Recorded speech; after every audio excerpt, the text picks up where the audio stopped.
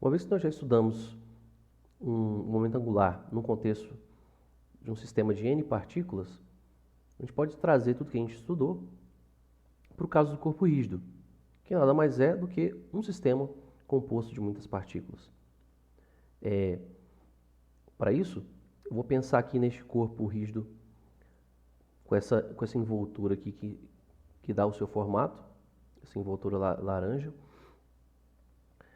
de modo que eu vou estudar o movimento em particular de uma partícula de massa MI que compõe esse corpo rígido.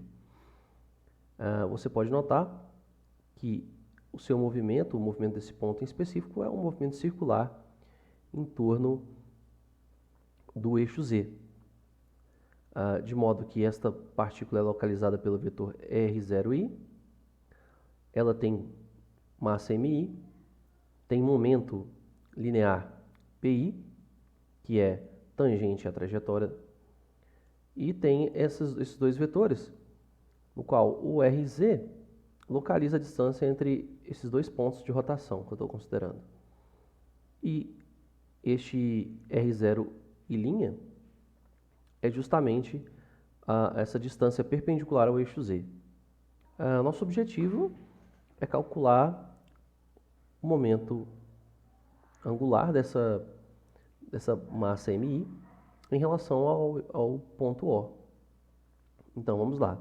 Eu vou colocar, então, isso como o L calculado em relação a O é igual ao vetor, que é a distância, né, que localiza essa massa, que é R0i, produto vetorial com o momento linear dessa partícula, que é o PI. Pela figura, eu noto a relação entre esses vetores, posição, que é dessa forma. O R0i ele é a soma de R0 e linha, R0 linha I, né? Mais o RZ I. Bem, eu posso substituir essa relação na equação acima, de modo que eu obtenho L0, ou melhor, LO, é R0 linha I mais RZI vetor PI. Usando a propriedade distributiva, eu obtenho aqui então dois termos, que é o R0 linha I vetor PI mais RZI vetor PI. Agora eu noto o seguinte, nós temos aqui dois momentos angulares. A contribuição deste primeiro termo é a seguinte: se eu fizer o produto vetorial de R0' com P, esses vetores são perpendiculares, e o que eu tenho é um vetor, eles são perpendiculares e estão no plano dessa circunferência. Vai ser um vetor que é perpendicular a este plano, ou seja, na direção do eixo Z. Então eu vou colocar isso aqui, ó. Isso aqui é uma contribuição paralela ao eixo Z. Enquanto que este termo aqui, RZI vetor PI, você vê, ó, ele é perpendicular ao plano, a este plano, formado por essa circunferência, e ele forma um ângulo de 90 graus também com PI, só que se você fizer o produto vetorial, a regra da mão direita vai dar um vetor que vai ser perpendicular ao eixo Z. Isso vai dar um vetor perpendicular ao eixo Z. Logo eu posso notar aqui que esta componente de interesse para nós, essa que é paralela ao eixo Z, eu vou dizer então que o L0i, a componente Z dela, vai ser então este produto vetorial entre R0' vetor PI. Para calcular o módulo desse vetor, então, se eu pegar o módulo de esse L0Z aqui, eu posso escrever da seguinte forma. Vai ser então o módulo de R0I, linha, módulo de PI, vezes o seno do ângulo entre os dois. Só que o seno do ângulo entre os dois, né, R0I' e PI, são perpendiculares. Né? Afinal de contas, o PI é tangente à trajetória e o RI é o raio. Então, isso dá simplesmente isso aqui. Se eu considerar, então, que meu PI é MV, e por sua vez, V vai ser ômega R0'I, isso aqui vai ficar o seguinte, ó. L0IZ é igual a M R0'I ao quadrado vezes ômega. Eu posso fazer o seguinte agora.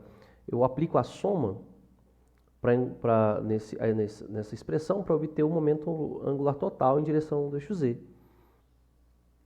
A soma em I até N de L0I na direção Z é igual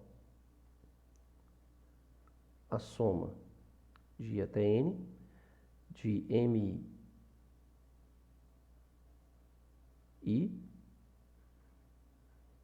R0'I ao quadrado ômega, onde este ômega não entra na soma porque todos os pontos estão girando no corpo rígido, giram com a mesma velocidade.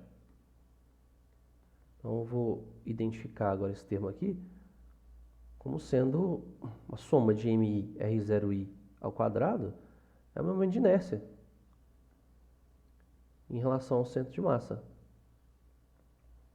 Então eu vou ter que a soma dos L's aqui minúsculos vai dar o L do meu corpo todo na direção Z, né? Ou seja, a componente Z total do meu momento angular em relação ao ponto O é I, que é o momento de inércia, vezes ômega.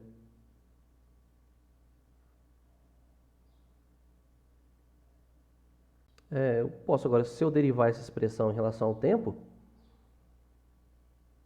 né? Então, colocando aqui, derivando em t, eu vou obter o seguinte: dl0 z dt igual a ddt e ômega. Eu sei que o momento de inércia é constante, então ele sai aqui da derivada. Eu obtenho que a derivada do L0 em relação a t, isso é meu torque. Então, esse é meu torque na direção Z. E isso aqui então vai ficar a derivada de ômega em relação a t vai dar o alfa. Esse aqui é o torque calculado em relação ao ponto O, paralelo ao eixo Z. Também a gente pode fazer algumas considerações importantes em relação a esse momento angular. Veja, aqui está explícito que este momento angular na direção do eixo Z eu escrevi como I ômega. Mas será que isso valeria como expressão vetorial? Ou seja, será que eu poderia escrever isso aqui? L é igual a I ômega vetor? Ou seja, eu estou afirmando que o vetor momento angular é paralelo ao vetor velocidade angular? Bem, a gente vê que isso aqui já não é verdade de cara, né? Se você olha para cá, a única componente que deu paralela ao eixo Z é essa aqui, ó. Essa outra deu perpendicular. Logo, se eu somar essas duas, vai dar um vetor que não é paralelo ao eixo Z. Então, de modo geral, isso aqui é falso. Então, de modo geral,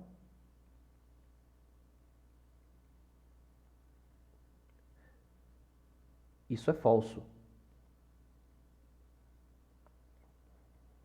Então, nesse caso particular, se você estiver lidando com corpos com simetria, como cilindros, discos, esferas, então você pode dizer que neste caso, isso é verdade.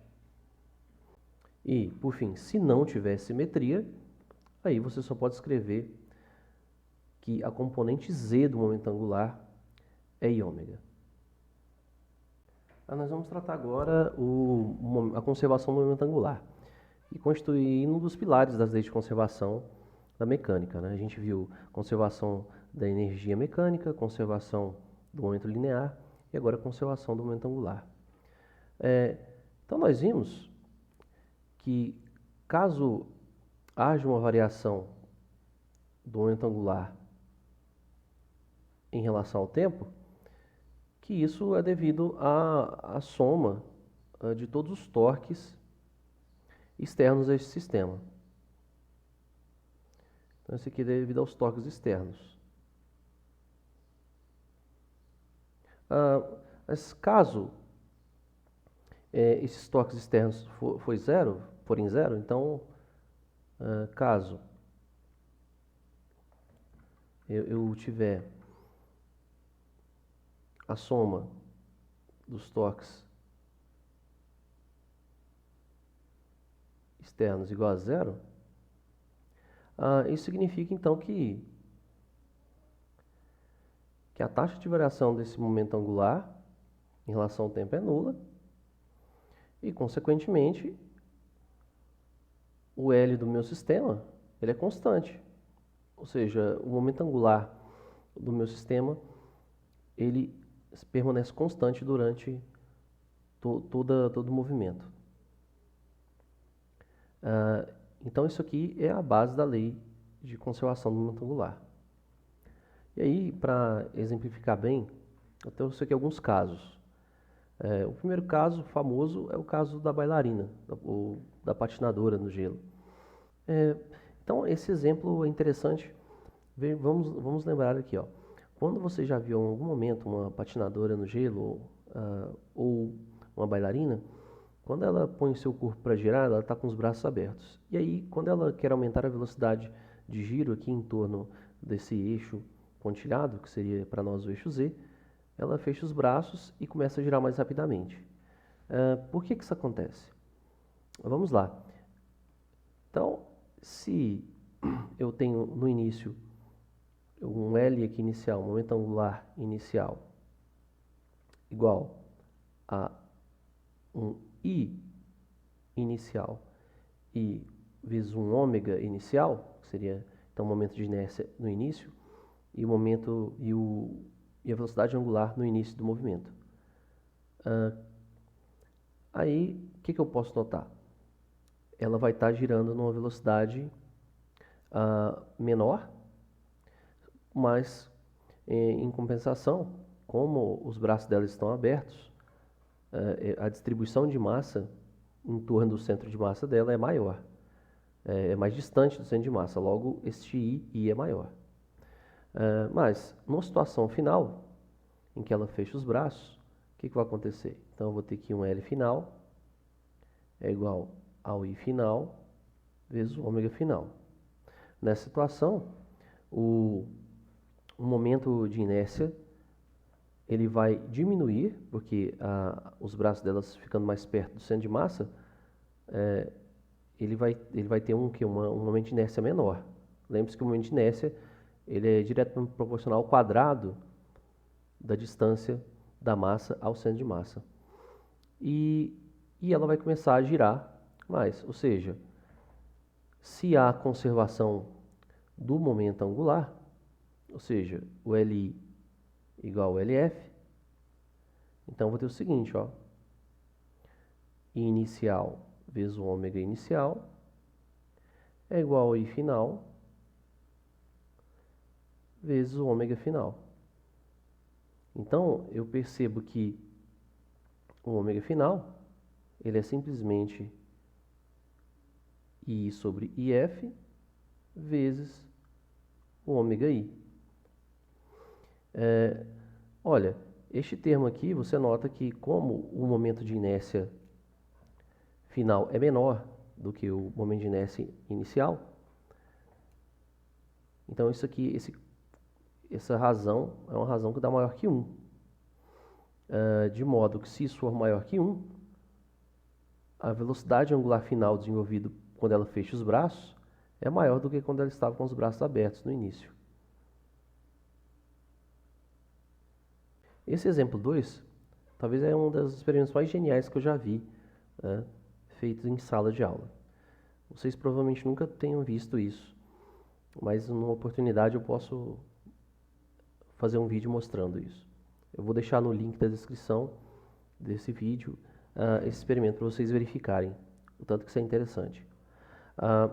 Então, vamos aqui nessa situação, eu tenho esse rapaz sentado num banco que pode girar em torno desse eixo aqui, um banco giratório, e ele está segurando uma roda de bicicleta, né, que está girando aqui no sentido anti-horário, e logo tem um momento angular na direção do eixo Z, que eu estou chamando aqui de LR. Então, o que eu tenho no início? Então, nesse início eu sei que o L, ou seja, o momento angular inicial, é igual a esse momento angular da roda, que é o LR. Bem, o que acontece?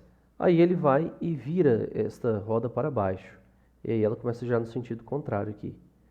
Imediatamente, este banco começa a girar no sentido contrário que a roda está girando. Então, no final, eu tenho esse fenômeno que é pouquíssimo intuitivo, de que eu terei, além então da roda girando agora para baixo, um LR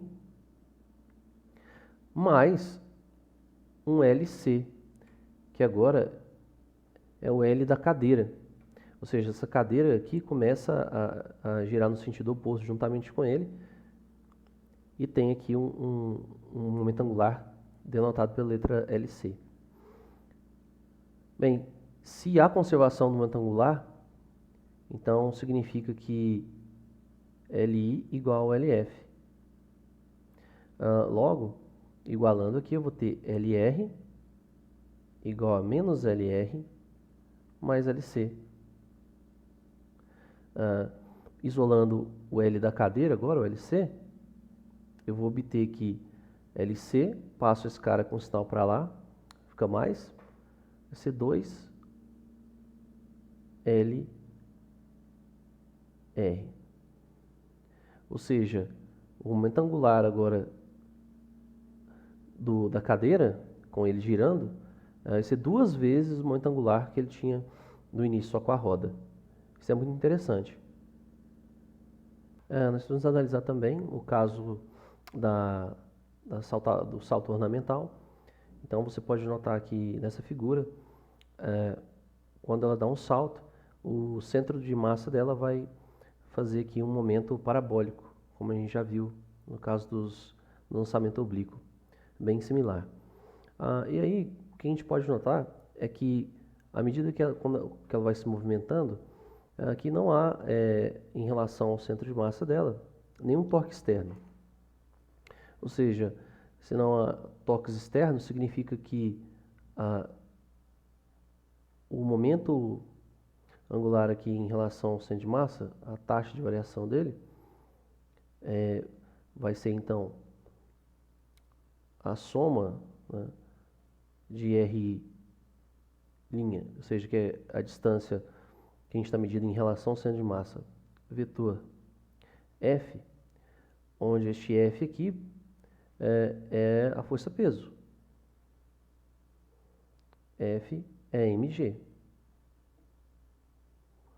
Então, eu posso colocar explicitamente. E então vai ficar o seguinte, ó, M I R' vetor G. Já é bem conhecido esse resultado, de que a soma de M e R' é basicamente a posição do centro de massa em relação ao centro de massa. E isso é zero. Já fizemos essa continha muitas vezes. Se essa derivada em relação ao tempo é zero, significa que L' é uma constante. Então, o que aconteceu aqui? Ela estava com o seu momento de inércia grande neste momento, porque a sua massa estava muito distribuída ao longo desse eixo. Aí ela foi virando o corpo e juntando os membros, de modo que o seu momento de inércia diminui, consequentemente, a sua velocidade angular em torno do centro de massa aumenta e ela gira mais rápido. Para ela voltar a girar um pouco mais lentamente, ela abre os seus membros, o momento de inércia cresce novamente e a velocidade angular diminui.